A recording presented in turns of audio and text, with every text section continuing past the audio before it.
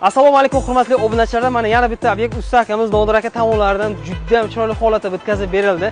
O'z narxini eshitsangiz vahsh hayron qolasizlar. Mana shu obyektimiz $1000 ga bitgan ekan. Usta haqi, mahsulot, hamma narsasi ichida $1000 ga juda ham zo'r narxga bitgan. Bemalol baho bersangiz bo'ladi. Bu obyektimizni kattaligiga kelsak agar, aziz do'stlar, ko'rishlaringiz mumkin.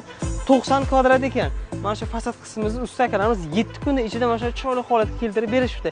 Buning ichiga nimalar kiradi deysizlarmi? Buning ichiga mana shu penoplast chiyagasi, travintingi barcha ketadigan mahsulot, hamma narsasi ichida kiradi.